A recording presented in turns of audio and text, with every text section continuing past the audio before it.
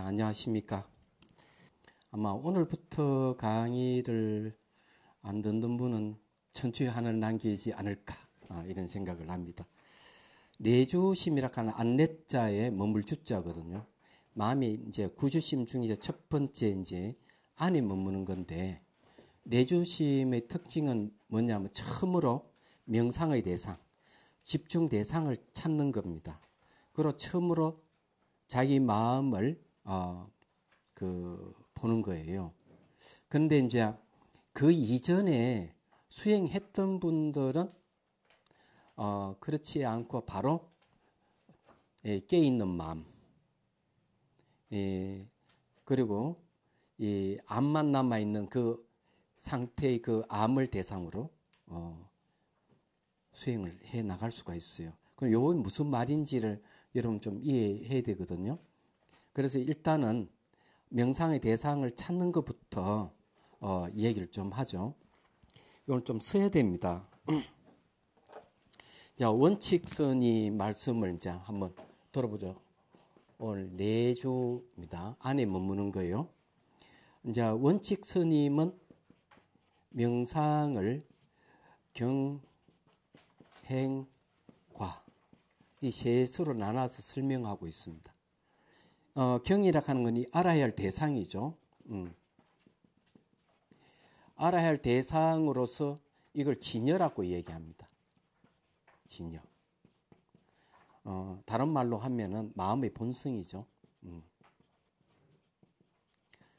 그래서 여기에 이제 둘로 나눌 수가 있습니다.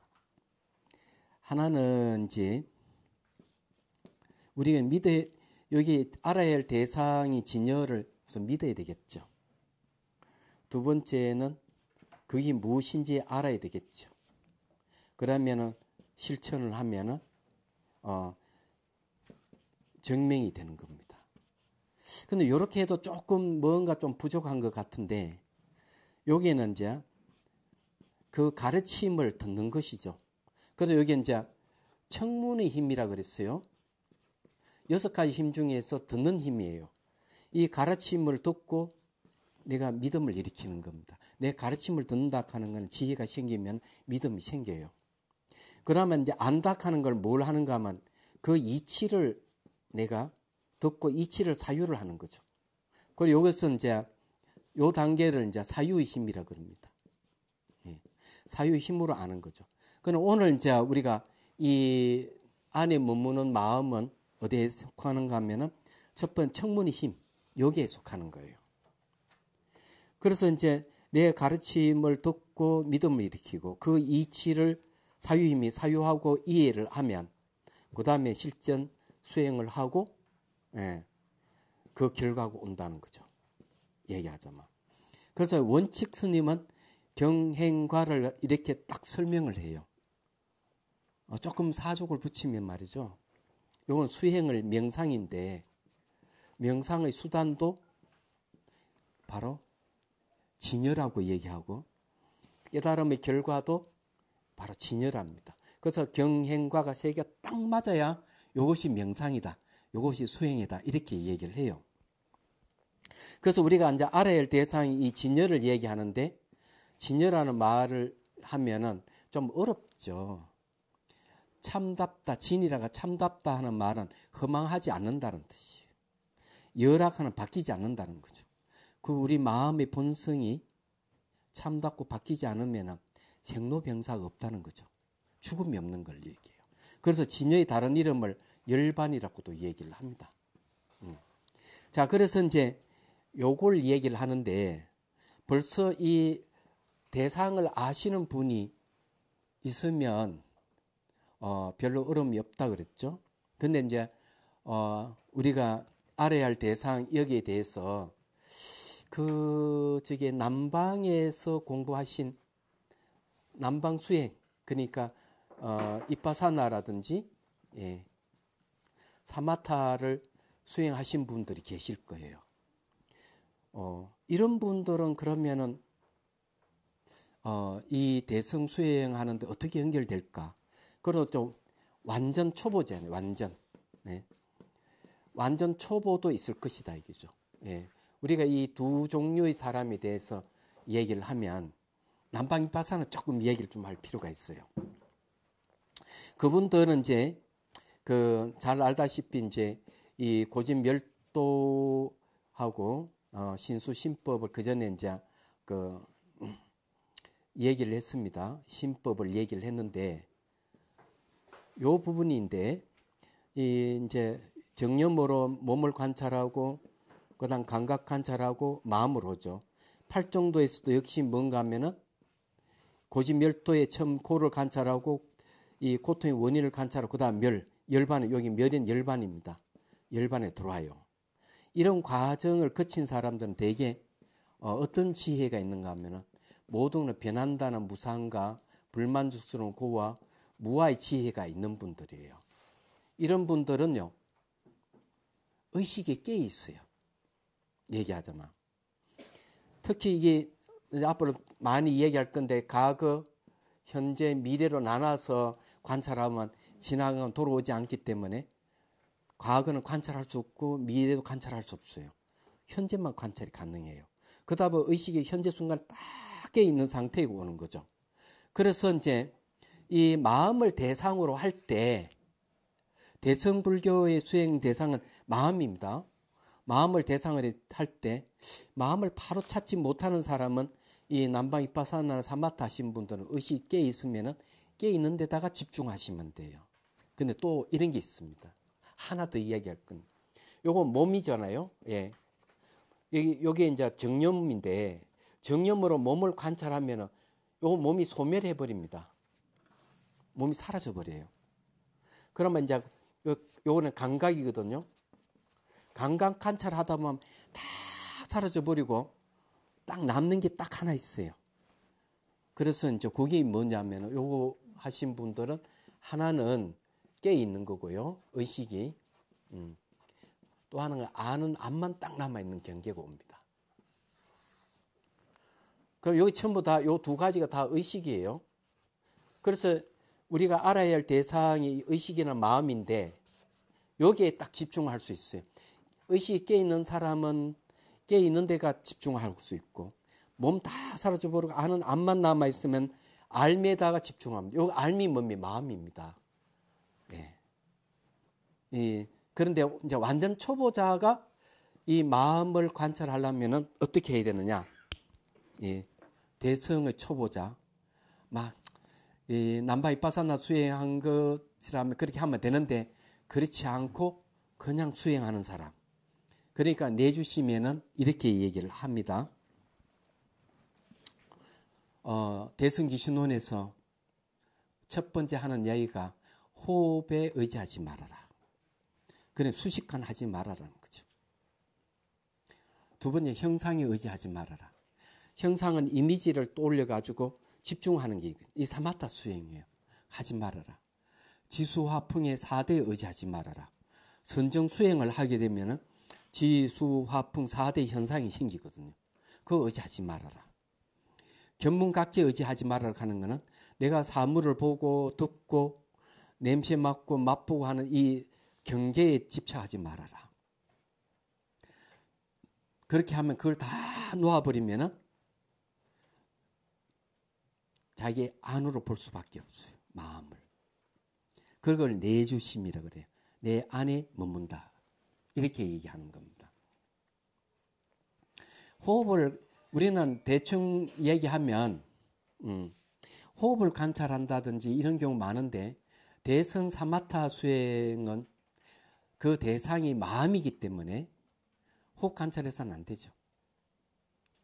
이미지를 떠올려 관상을 한다. 그거 안 돼요. 오직 마음만 봐야 돼요. 근데 마음을 얘기하니까 좀 어렵게 생각되니까 이걸 조금 말씀드릴게요. 84,000 법문이 아무리 많다 하더라도 딱 세수로 이렇게 축약할 수 있습니다. 그게 개정의 사막이에요. 개는 도덕성, 정이라 하는 건 선정, 집중 명상을 통해서 얻는 선정, 마음의 고요함이에요. 해락하는 것은 분석 명상을 통해서 얻은 지혜를 얘기해요. 요 세수에서 벗어나지 않는다는 거죠.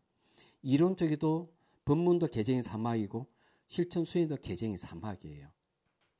그래서 이제 도덕성을 근거로 해서 집중명상, 분숙명상이 나와요.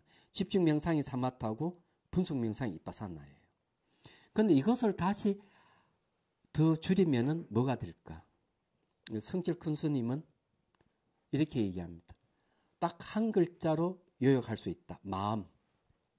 마음심. 풀면은 마음 두 자예요. 마음이 핵심이라는 거죠. 그때도 얘기했지만 제가 다시 한번 얘기하면은 마음이라고 하는 거는 이게 육체와 상대되는 마음을 얘기하는 게 아니고 이 물질과 상대되는 마음을 얘기하는 게 아니에요. 온 우주 모든 존재가 전부 다 마음이라는 거죠. 여러분들 보이고 들리는 이 세계도 마음이 투영돼서 나타난 세계라는 거죠. 그래서 안으로 자기 마음을 잘 알면은 이 세계도 다 안다는 겁니다. 자, 이런 이야기는 전문 시간에 한번 했습니다. 그래서 이제 이 내주심에서는 이제 얘기하면은 그렇게 이제 얘기를 할 수 있고요. 자, 처음으로 마음을 인지하는 단계인데 좀 더 쉽게 이제 이 얘기를 좀 할까 합니다. 혹시 마음에 대해서 여러분들이 잘 인지가 안 될 수도 있으니까 우선 마음의 특성이 뭐냐면은 마음은 모양도 없고 색깔도 없지만은 알 수 있는 방법이 쉽습니다. 대상이 무엇인지를 아는 것은 전부 다 마음이에요. 감각으로 알든지 내가 생각으로 알든지 아는 것은 전부 다 마음이에요. 자, 그러면은 그 마음의 중심이 무엇인지를 오늘 얘기를 좀 하죠. 원각경에는 이런 얘기를 해요. 삼란만상 모든 것들, 정신현상과 물질현상과 생명이 있는 거나 생명이 없는 거나 모든 것은 원각에서 나왔다가 다시 원각으로 들어간다. 이렇게 얘기합니다. 자, 이게 이제 재미있는 이야기예요. 이게 무슨 말인지를 알면은 재밌습니다.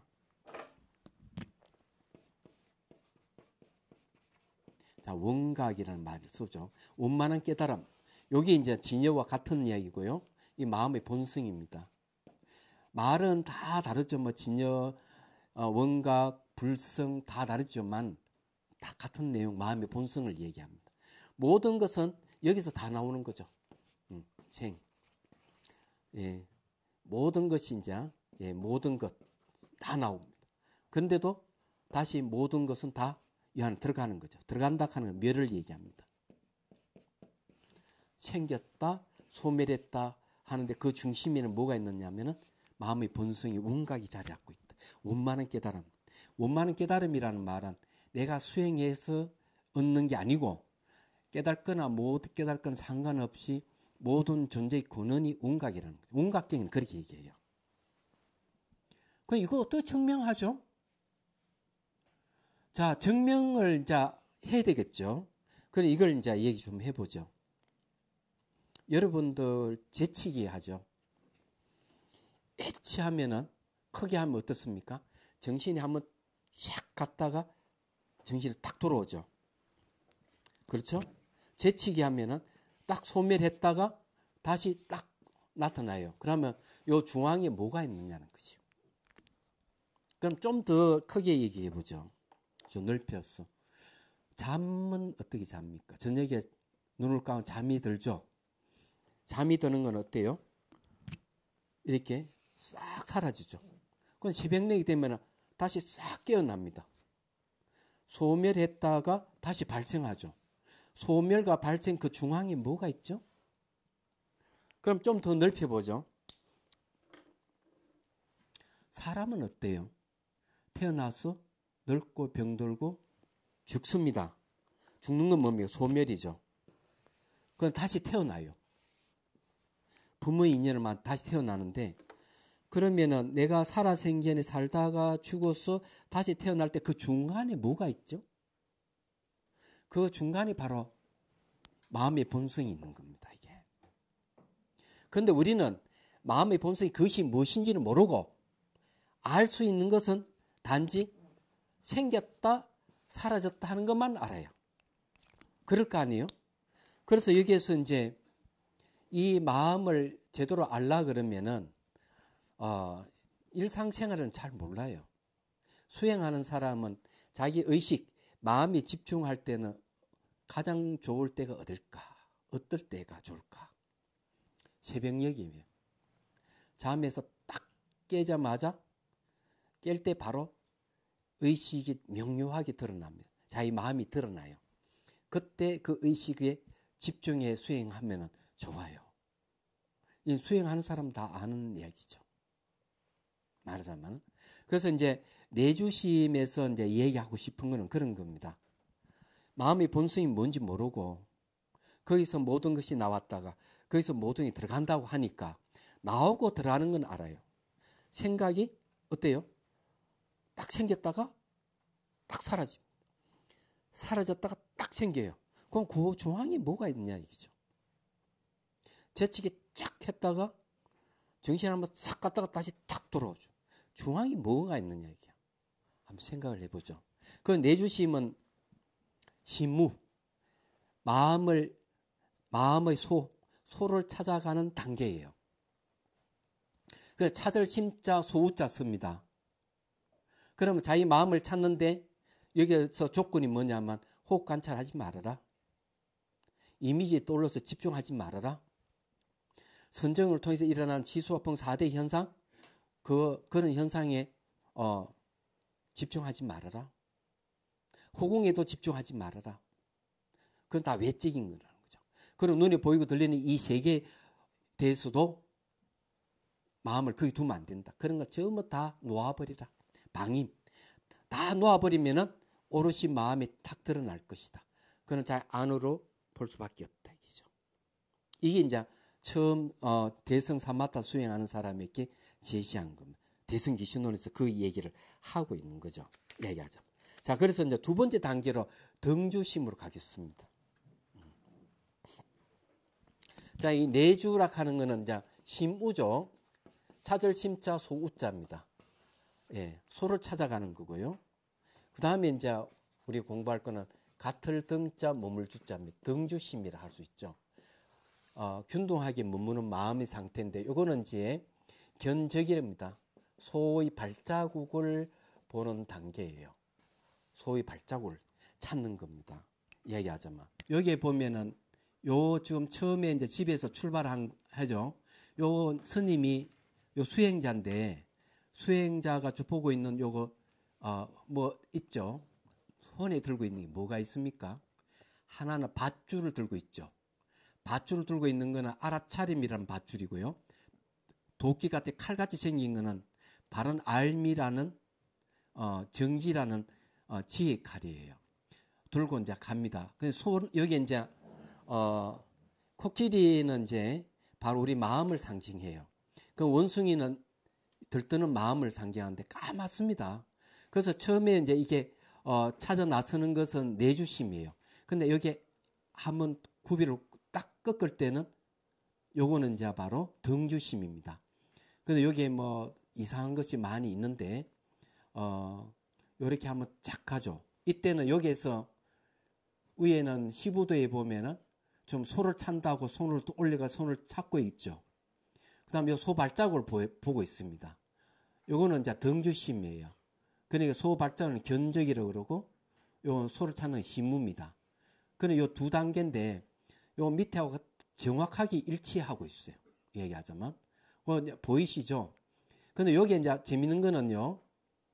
여기에 코끼리가 위에 조금씩 하얘지고 있죠. 원숭이 들뜸도 하얘지고 있죠. 요거는 벌써 수행의 효과를 주고 보고 있고, 가고 있는 거는 청문의 힘, 스승의 가르침을 듣고 수행해 가다가, 그 다음 두 번째 한 바퀴 꺾어서 갈 때는 사유의 힘입니다. 근데 등주심에는 사유의 힘으로 가는 거예요. 근데 사유의 힘만 그 수단이 아니고, 이때 벌써 정념, 알아차림이 작용할 때예요.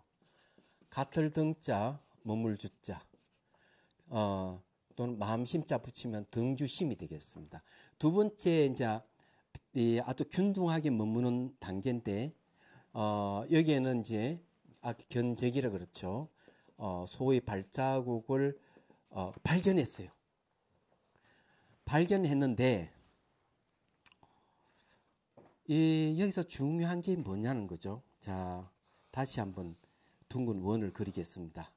요 마음의 본성인데 마음공이라 하겠습니다. 자, 여기서 모든 것이 생겼다가 다 소멸하죠. 예. 자, 이런 상태인데 이 등주심에는 수단을 두 가지 씁니다. 이 사유의 힘을 하나 쓰고 알아차림을 씁니다. 이 알아차림을 이제 정념이라고 그러죠. 이 사유의 힘은 어디에 쓰겠냐 하면은 눈으로 볼 수 없고 만질 수 없는 것은 사유의 힘을 통해요. 처음에는 이제 내주심에는 뭘 했는가 하면은 알다시피 스승의 가르침에 따라서 그래 수시간이라도 호흡 관찰하면 안 되지. 이미지 떠올려서 보는 거 그만둬. 호공도 안 돼. 그런 거 집중하면 안 돼. 지수합동 4대도 안 해. 견문각지도 안 돼. 다 놓아버리는 거죠. 놓아버리고 오로지 마음에 집중할 수 있도록 그렇게 했단 말이에요. 근데 두 번째는 이제 그 이치를 사유를 하는 거죠. 이게 마음이라 하는 게 마음의 본성이 공하다고 하는데 처음에는 스승의 말을 듣고 했지만 마음도 찾기 어려운데 마음이 공이라는 게 뭘까?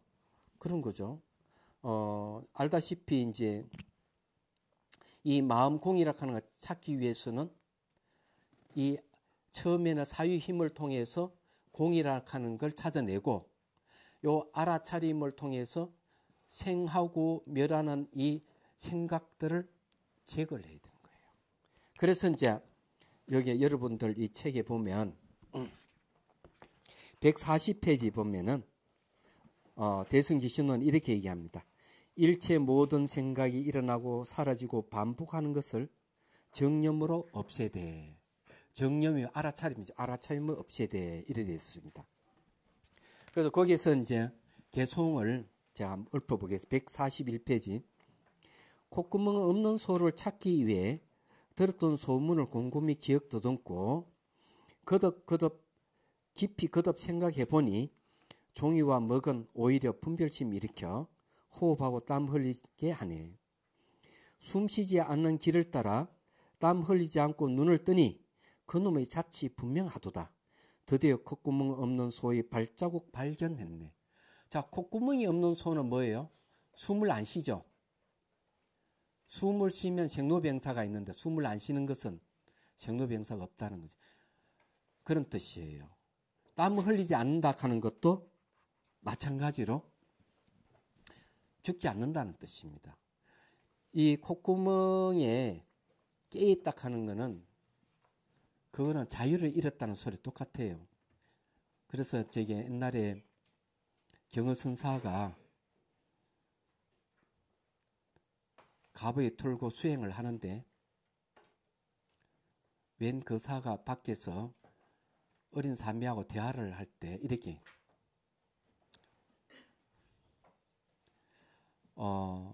시주물에 의지해서 수행을 할 때 성취를 못하면은 그 빚을 갚아야 된다.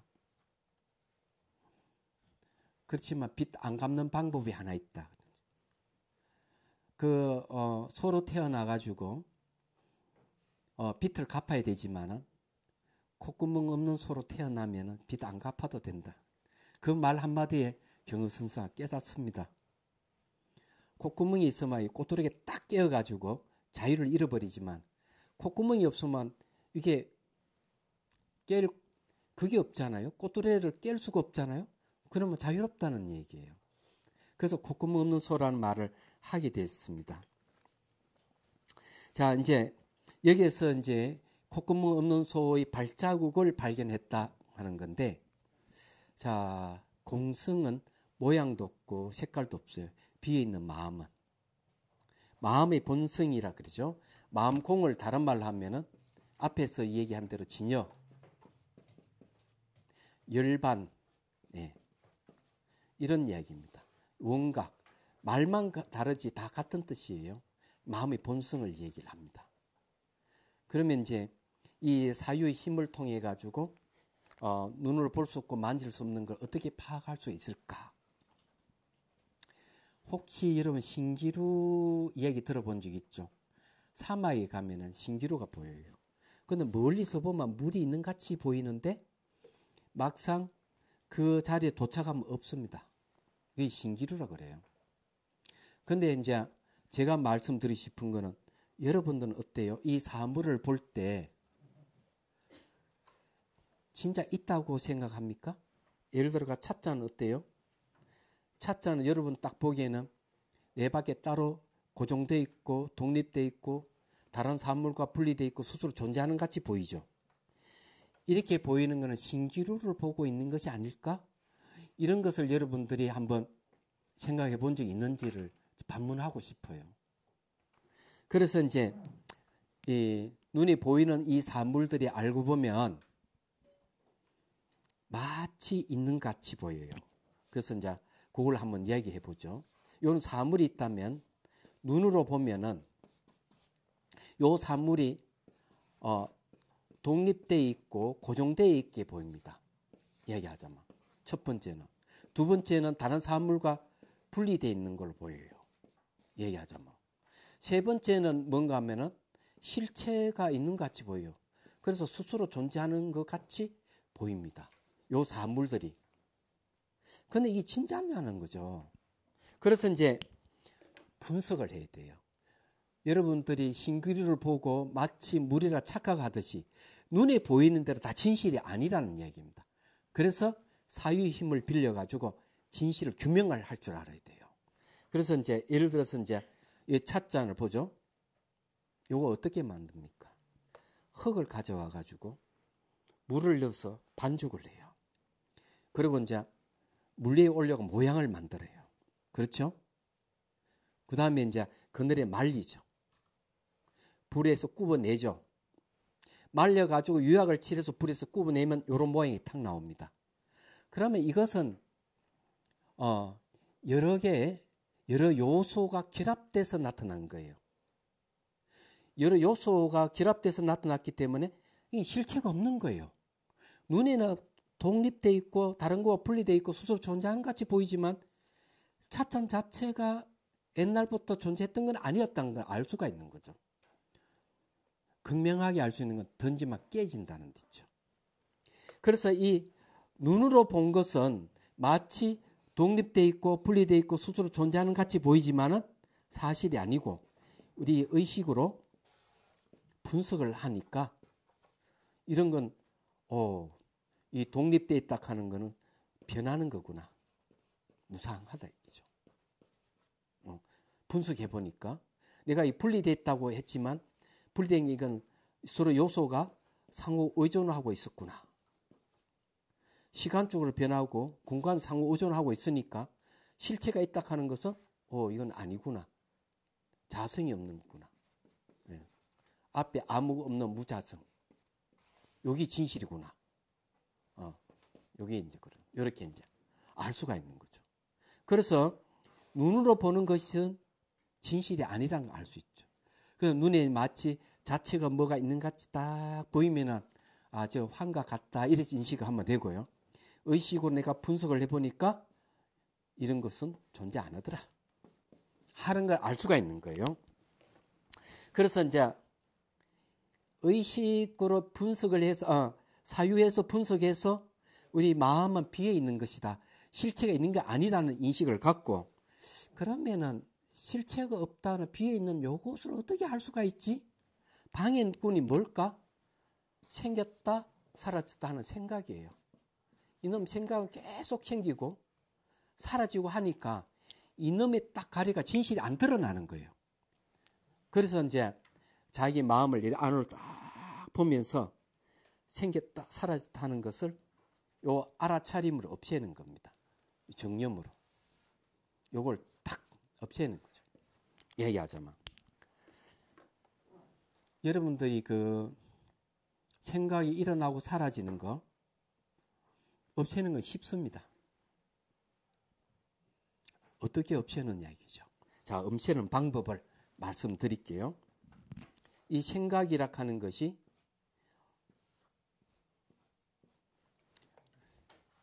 세소로 딱 나눠서 살펴봐야 돼요. 과거, 현재, 미래로 나눠봅니다. 그래서 생각을 딱 해보면 지나간 생각은 돌아오지 않아서 없어요. 얘기하자면 누가 나한테 비난을 하잖아요. 비난을 하게 되면 막 화가 막 올라오죠.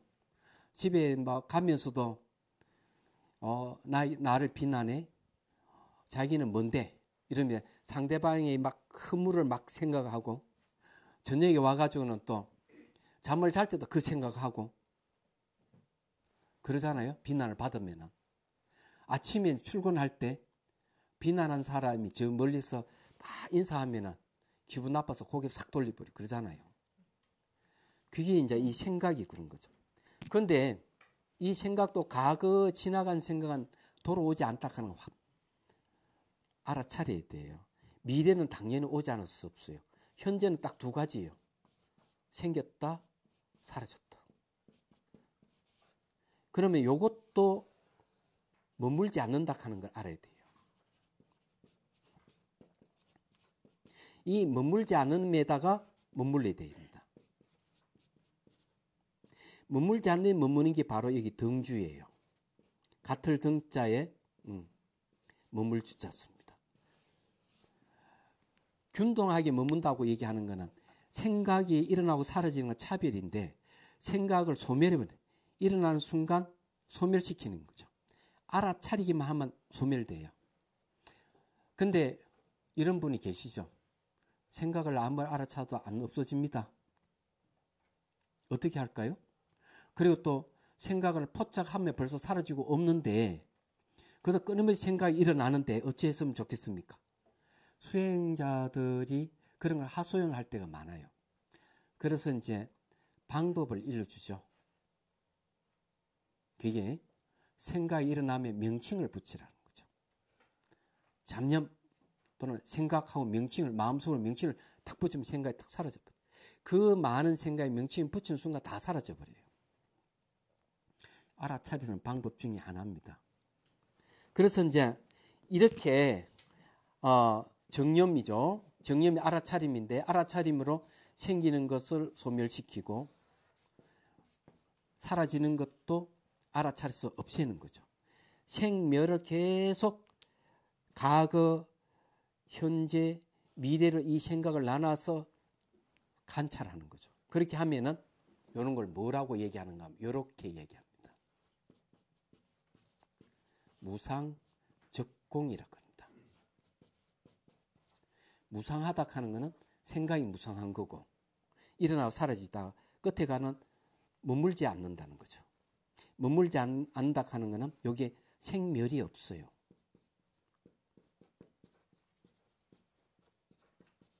자, 그러면 이걸 한번 확인해 보죠. 맞는지 안 맞는지. 자, 자정을 한번 쳐볼 테니까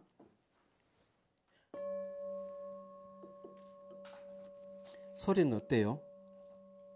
생기면 점점 사라져 가죠. 자, 소리에 집중하면 소리는 생겼다 사라졌다 생멸이 있는데 소리가 지나가면서 흔적을 남깁니까? 안 남기는 거예요. 자, 멈춰 볼게요. 자, 지금 소리 남는 게 있습니까? 없잖아요. 소리가 생기면서 계속 흘러가면서도 흔적을 안 남겨요.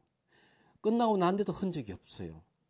그 흔적 없는 자리는 생겼다 사라졌다 하는 게 없어요. 마찬가지로 생각이 일어나면은 즉각 알아차려야 돼요. 그게 이제 이 수행하는 방법인데 성가기감에서는 염기적각이라고 그래요. 염기. 생각이 일어나는 거죠.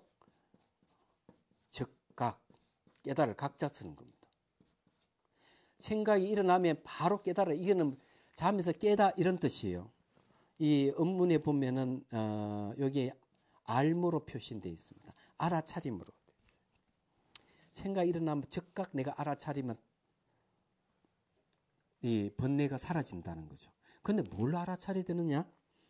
머물지 않는 흔적 없음을 알아야 돼요. 그게 중요해요. 생각이 탁 일어나면은 생각은 있는데 생각 자체가 머물지 않는다는 흔적 없는 그 자리를 딱 캐치를 해야 돼요. 그러면은 요 공을 발견할 수 있죠. 공. 근데 그렇다고 마음이 딱 드러나는 건 아니에요. 흔적을 발견하죠. 아, 여기 비어 있다 하는 요게 마음이구나. 아, 요거 따라가면 되겠구나. 소 발자국을 발견하게 되는 거예요. 얘기하자면. 이게 이제, 등주심. 견적이라고 그러죠. 이해가 됩니까? 감정은 어때요? 누가 나를 화나게 해서 막 화가 이리 오는데, 감정이 올라오는데, 수행자는 살펴보죠. 감정은 분명히 있는데, 걷는 감정도 흔적을 안 남겨요. 진실이 아니라는 얘기죠. 이런 사실을 잘 알면은, 여러분들이 누가 나에게 화나게 하더라도, 바로 그냥 마음을 가라앉힐 수가 있어요. 그래서 자기 마음이 분명해지죠. 얘기하자면. 뭐든지 진실을 마주하게 되면 잘못된 것이 소멸하듯이 내 감정과 생각을 알아차리면 내 감정과 생각이 사라지게 돼 있어요. 사람들은 끊임없이 일어나는 생각, 감정 이런 것에 매여가지고 얼마나 힘들게 삽니까? 근데 생각 자체가 생겼다 사라졌다 하면 흔적을 안 남기고 감정도 그렇구나. 이렇게만 알아차려도 정신적인 문제가 반 이상 해결됩니다. 사실은요. 그래서 이 등주심에서 얘기를 하는 거는 자기 마음의 본성으로 가는, 마음의 본성으로 들어가는 길에서 그 흔적이 뭐냐면 생각이 생겼다 사라졌다 하는 게 마음의 흔적이에요. 마음의 흔적인데 이놈을 정념으로 알아차리면서 생멸을 없애버리면은 어떻게 될까? 마음의 본성으로 들어간다는 걸 알게 되는 거죠. 그래서 견적이에요. 쉽습니다. 그래서 이제 별로 이제 어렵지 않기 때문에 제가 이제 말씀드리고 사물을 인식할 때도 알아야 될 것은 그냥 보고 그것이 있다고 이렇게 생각하지 마십시오. 분석할 줄 알아야 돼요. 분석을 할 줄 알아야 되고 분석을 한번 했으면 그 다음에 이건 다 실체가 없는 거. 상호 의존 관계를 갖고 있는 건 실체가 없고 변하는 건 다 실체가 없는 것이다.